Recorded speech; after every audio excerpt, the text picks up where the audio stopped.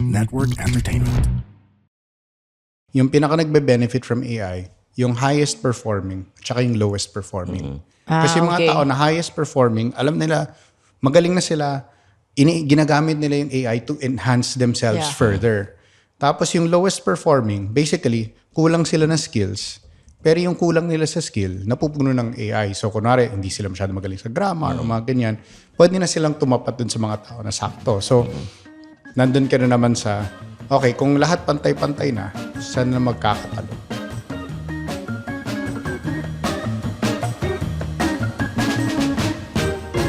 Mga Immortal, welcome to the Underpaid Podcast. I'm your host, Stanley Chi. Ito ang podcast na pro-employee para sa mga Immortal, wherein we talk about work-related topics in a light manner na parang nagkukwentuhan lang tayo. Kasama ko ngayon in this episode, syempre, ang aking co-host, Zar De Los Reyes, CRSP, ang inyong career coach and Upwork expert. And syempre, Zar, ang guest natin to talk about AI. Big time, no? Oo, big time to. Lecturer sa Ateneo. Hindi tayo basta-basta kumukuha ng guest dito. Kailangan lecturer ng Ateneo. Intellectual na tao to. Pakilala na natin, Carl Jo Javier. Hello, guys. Thank you for having me back. So, yung sa mga gustong manood ng video podcast, bukod sa Spotify, nasa YouTube tayo ng The Pod Network Entertainment.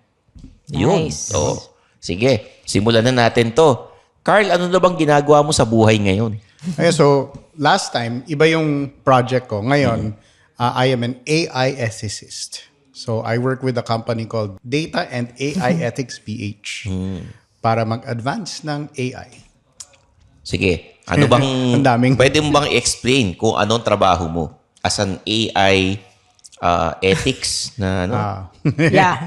I-explain Akala mo ko sa iba amin, sasabihin mo, Stanley. mga immortal, di ba? Nabitin tayo dun. Oo. As an AI. Kailangan nag-iingat tayo kasi hindi tayo nagdo-double meaning jokes dito. Wholesome tayo Wholesome, oo. Sa ngayon, di ba, ang bilis ng development ng AI, pero hindi malinaw kung ano yung mga batas. In fact, merong 16 bills na na-file in the last couple of years. Dito sa Pilipinas lang, 16 bills ang na-file, pero dahil mag-election na, magpapass na yung mga. So, those bills will not be passed. And then, magkakaroon na ng refiling next time. So, ang daming mga batas na nade-develop, pero mabagal kasi magpasa ng batas.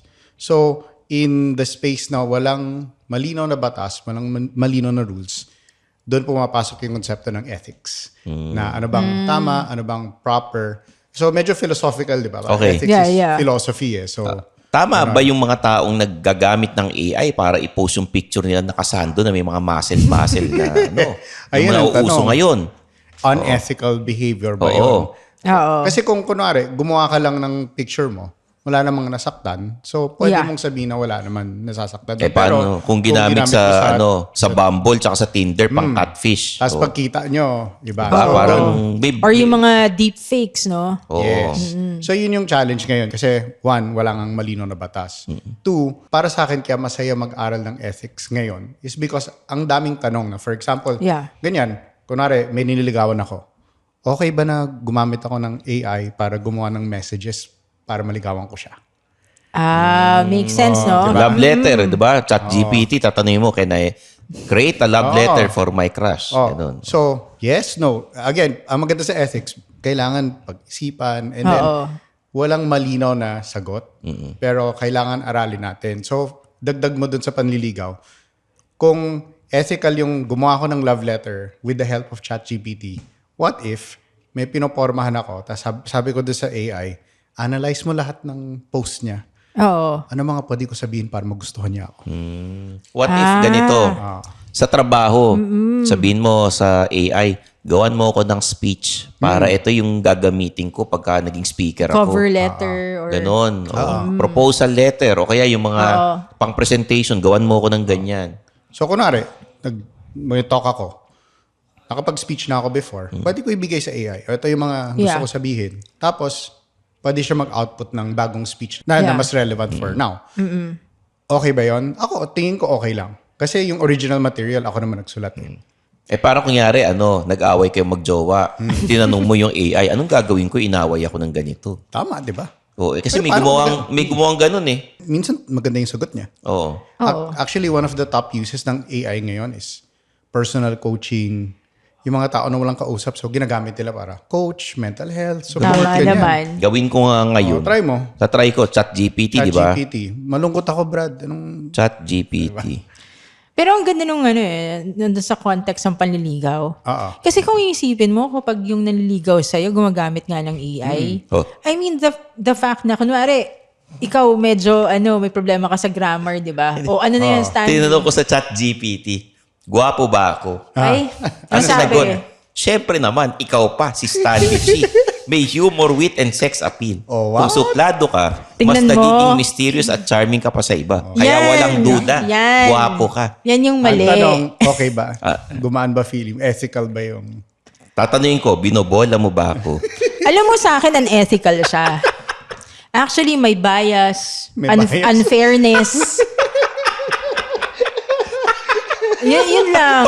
Sabi niya, binobola mo ba ako? Sabi sa akin, hindi no, totoo naman eh. May sariling style, branding at appeal ka. Tingnan Yeah. mo. Kung binobola lang kita, sasabihin kong pogi ka lang. Pero ang totoo, iconic ka. Yeah.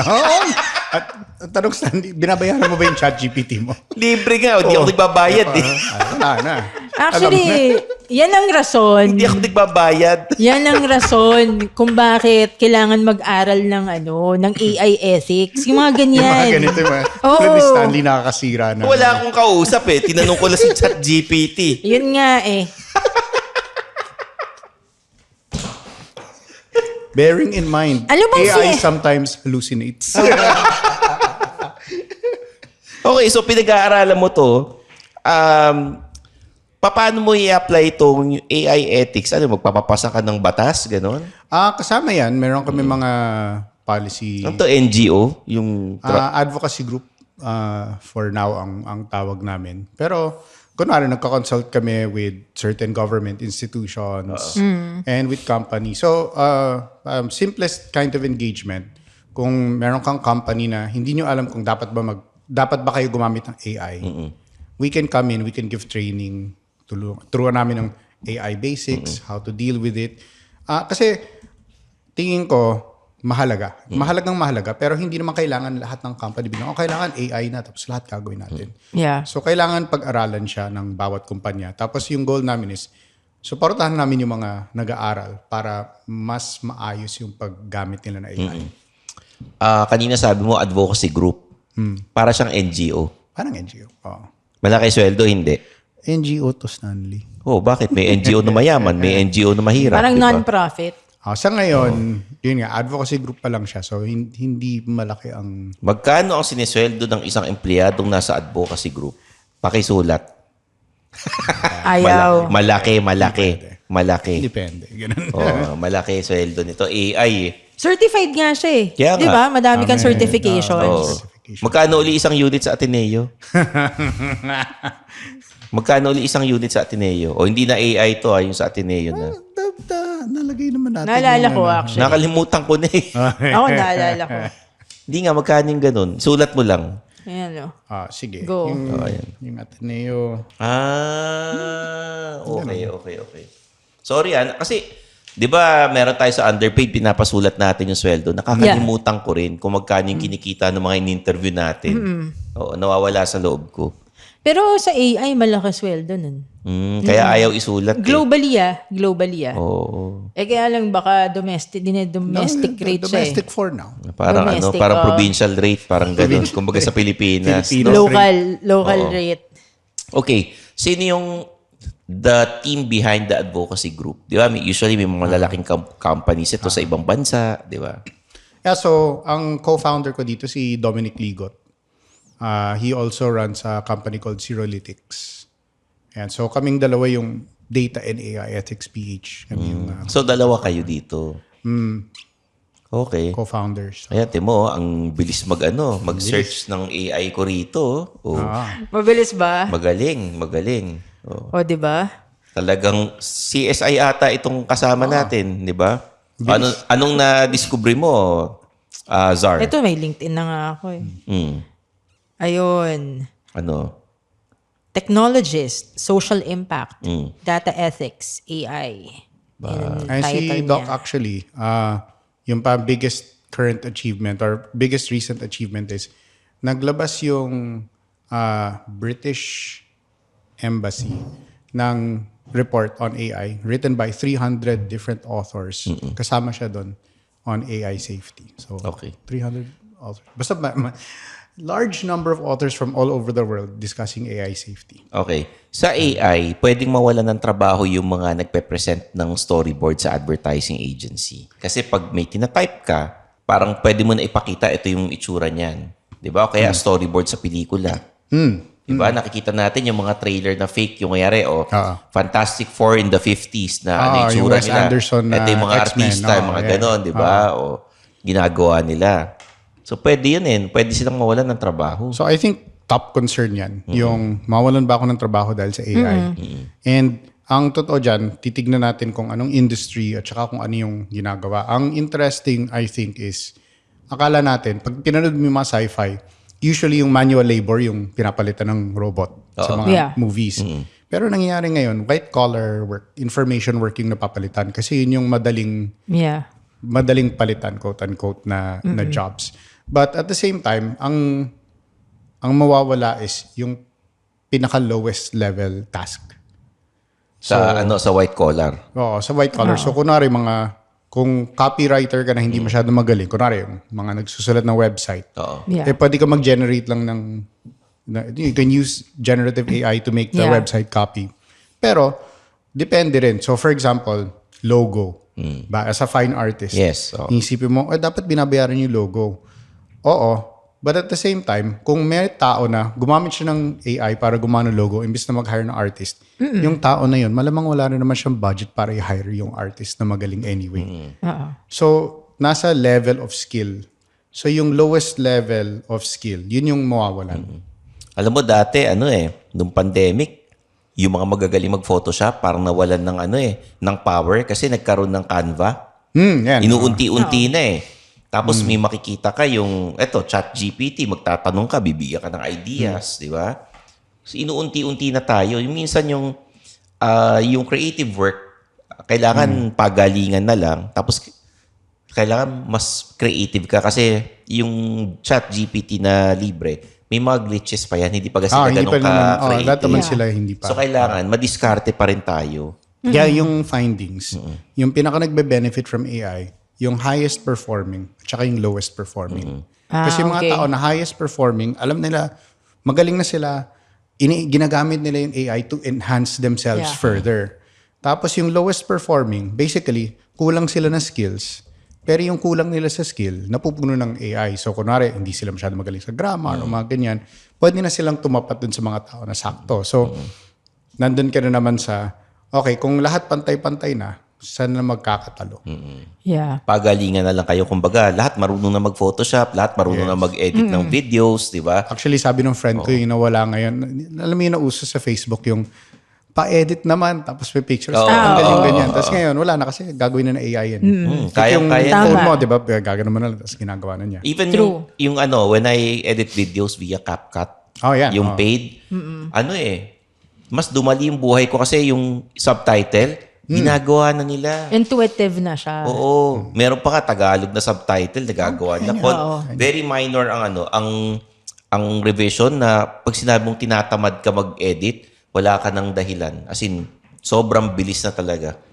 So, nakaka-empower siya. But at the same time, may threat. So, kaya ethical perspective yung kailangan natin dalhin. Kasi kailangan aware tayo na, okay, may mawalan ng trabaho. Anong dapat na actions ng isang kumpanya kung magtatanggal sila ng mga tao dahil sa AI?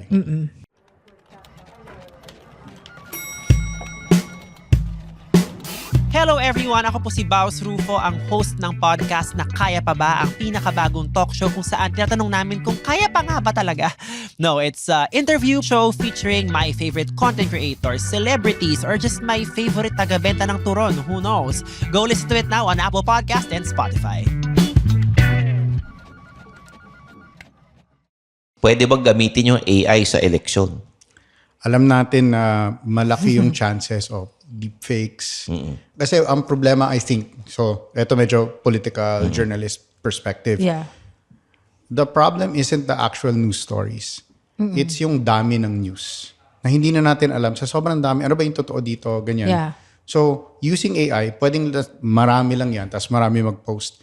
Kasi dati, di ba, nag-hire pa sila ng mga tao na sila yung mga mag-smear. troll, di ba? Hindi mo na kailangan ng troll. Kasi pwede mo na i-program as bots. Tapos yung bots na yung manggugulo. Tama. At nangyayari na to before pa. Ang SEO ba? Bazaar, familiar kayo to sa mga SEO, di ba? Pag mas marami kang yung searches sa internet, sa keywords. Google, mga Yes. keywords, mas malaking tulong ba sa AI yan? Kunyari sa ChatGPT ka. Actually, yung sinasabi nila ngayon is under threat. So, may one school of thinking na magiging irrelevant na ang SEO kasi wala na magsa-search. Yeah. Kasi kunwari, kung effective yung AI, bakit ka pa mag-search with Google when you can just say, hanapan mo ako ng reviews tapos gawin mo to. So, yung next level will be AIs talking to AIs para mas mapansin sila pag finid ka. So, bilang pinag-aaralan mo yung AI ethics, kailan Ang lutong, di ba? Ethics. Di ba? Oo. Gusto mo yan. Ulitin mo nga. AI ethics. Isa pa? Oo, ayoko na. Talagang pag ethics, talagang tsapa. Oo. Tontuwa ka, Stanley, ano? Hindi lang ako, pati si Carl Joe.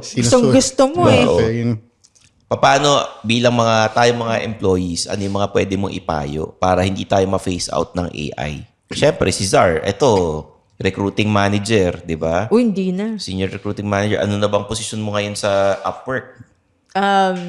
HWS, Systems and Ano yun? Recruiting Analyst. Ano? HWS, System Mahaba and Recruiting Ikwento ko na lang Analyst. sa'yo next episode. Okay. So, analyst. Tapos Analyst ikaw. na ako ngayon. Oo. Paano makakatulong yung pag-aaral natin para hindi tayo ma-phase out ng AI?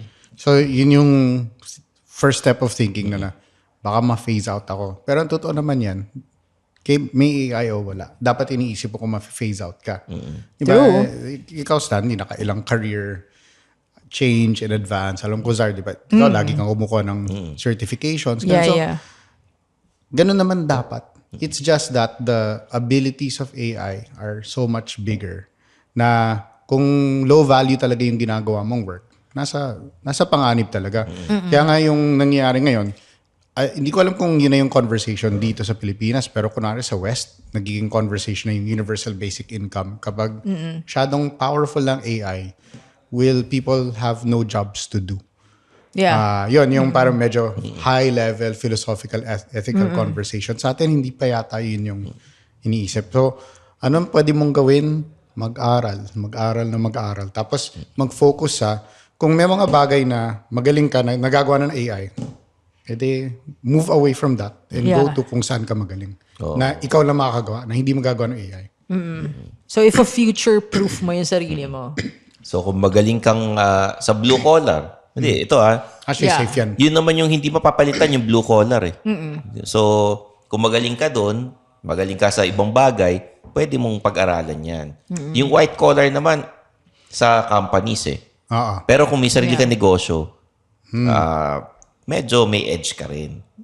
Pero kasi, mga very human activities, being a manager, Healthcare. coaching, guidance, ganyan. Parang kung nagpapatakbo ka ng kumpanya, paano ka magpatakbo ng kumpanya? Or kung employee ka, magaling ka ba makisama?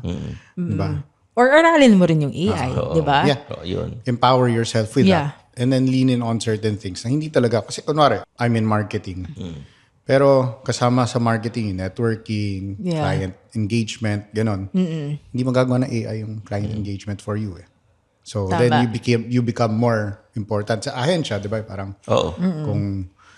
kung may certain things na account management, hindi magagawa ng AI yun. Yung Tama. pagiging account Oo, manager. yung makikisama sa kliyente, ganyan, pupuntahan mo, Closing. PPR ka, ganyan. Yun, hindi kaya nang gawin ng AI yun. True. Sige, for mga creative writers, mga copywriters, may mga iba, tiyatamad. Is there a tool para malaman na, uy, gumamit ka ng AI para gawin yung sinulat mo?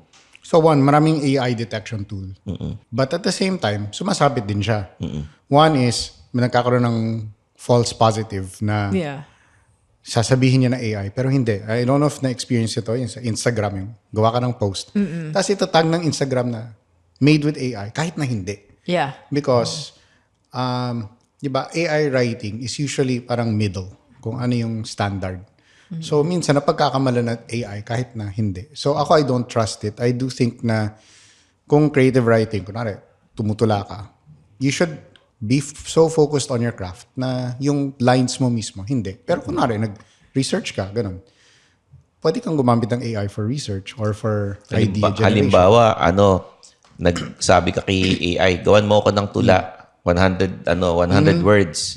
Binasa mo, iniba-iba mo ng konti, nakuha mo lang yung idea. Ethical ba yun? I think kailangan i-declare mo na this May was tulong used ng with ano. AI. At saka kasi may mga cases. So, in the same way na sinasabi ko, kulang ng batas, yung copyright law, nag-evolve pa lang. So, for Yeah. example, sa US, nagkaroon pa lang ng kaso na kapag gumamit ka ng AI, depending on how much the artist changed from the AI, dun magdi-define kung pwede niya i-copyright yung work. Okay. Medyo complicated na, Zar, no? Oo. Kasi kunyari, kahit yung mga YouTube videos, yung mga description, may Grammarly, di ba? Hindi Yes. naman dinideclare na gumamit ako ng Grammarly para dito, di ba? Kasi AI din yun eh. And depending nga sa different uses. Kasi I think yung sinasabi natin ngayon is generative AI. Yeah. You can use AI to create pictures or text or ganon. But also, the way that people don't realize na kapag gumamit ka ng Zoom or ng Google Meet, merong inbuilt na CRISPR AI. So, Yeah. dahil mas maganda ngayon ang call quality natin kasi yung AI actively nag-noise suppression na ganyan without us even doing anything. Or if you use something like Google Chat sa work, di ba automatically nagsasummarize na siya ng chat. Yeah. So that's also AI. Oo. Hindi. Di ba yung isang TV network gumawa ng sportscaster using yes. AI, tapos ang dami nagalit. Yes. Bakit nagalit sila dun sa sinubukan lang naman? Is it way ahead of its time or parang sinasabi nila na ba't hindi tao yung ginamit mo dyan or what? I think it's the communicating. Kasi dyan naman tayo natatakot na it will replace us. Hindi natin pwede alisin yung ganong fear. Lalo na kasi karamihan ng napanood natin o nabasa natin na media about AI is always, it's coming to kill us, it's going to destroy us. So, Terminator automatic na, no? yun na yung imagine natin ang mangyayari doon. And then, hindi ko alam kung anong ethical practice ang dinaanan nila bago nila nilabas yun.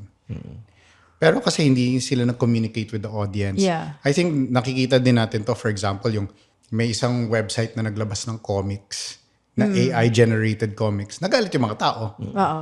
Diba? Ba't mong ginagawa to?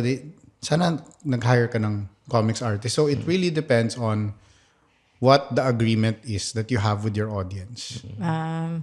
So, Oscars rin, di ba? Nagkaroon ng issue. Yung kay Kay Adrian Brody. Di ba? Sa akin, Kasi, hindi issue yun kasi that's fine with me. But alam mo ba ta? Ano yun? I-explain natin sa Tignan mga mo. immortal na nakikinig. Yun, so si Adrian Brody sa The Brutalist. nanalo siya, di ba? Best actor. Best actor. Hindi niya perfect yung accent.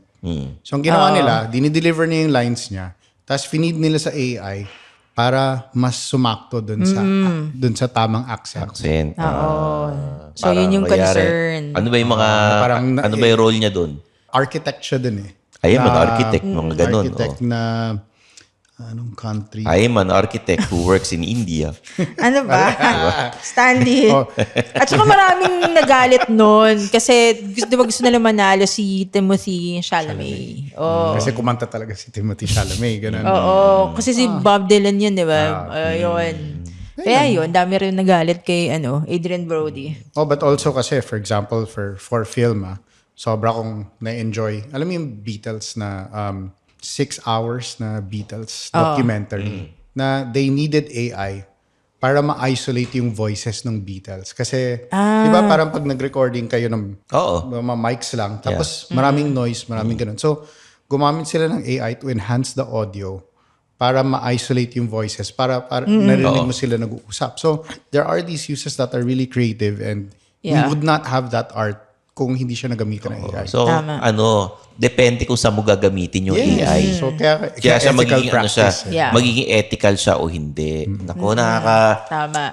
sa mga immortal, alam nyo, itong episode na to, siguro tumalino kayo ng mga 20%, di ba? At nakatulong talaga sa inyo tong episode na to dahil syempre, lecturer ng Ateneo yung kasama Hindi, anong natin. trabaho niya ngayon? AI ethics na the ethics guy.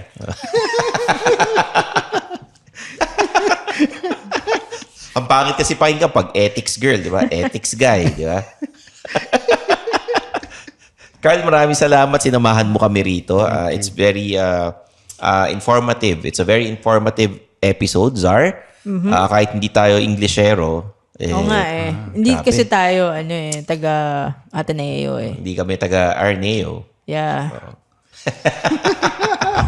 Hindi, taga UP. Taga UP ako, pero nga siya Englishero. Englishero. Eto matindi yung Arneo, kumuha ng UP graduate para magturo sa kanila. No comment na tayo dyan. Sige, Carl, saan ka namin pwedeng makita sa social media if we want to ask you about AI? So, Saan kami pwedeng mag-message sa'yo? tulad ni Zar, madalas ako nasa LinkedIn.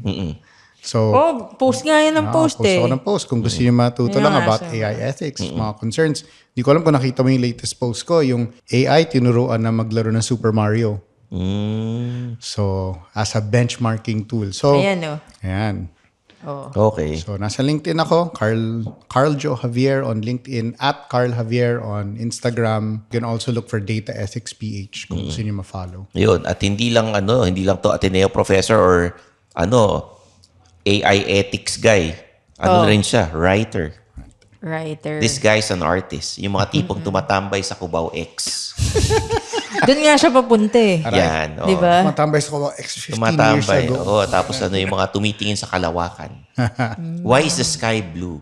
Tatanong ko nga sa AI yun. Why is the sky blue? Tanong mo, Mga ganun. tingnan natin. Sige. So habang tinatanong ko si ChatGPT, guys, follow us on our socials. Facebook, Instagram, TikTok, YouTube, Stanley Chi, The Underpaid Podcast, Suplado Motors. Mag-subscribe kayo. And si Zar nasa LinkedIn. Yeah, palagi ako nasa LinkedIn. So, doon kayo mag-message. So, Zar de los Reyes 1 yung username ko. So, yun. I-share nyo yung mga episodes ng Underpaid sa mga kaibigan nyo, kaopisina, kakilala. Yung mga nakikinig na hindi pa nag-subscribe, mag-subscribe na kayo. So, for Carl Javier, Zar de los Reyes, I'm your host, Stanley Chi, and this is The Underpaid Podcast.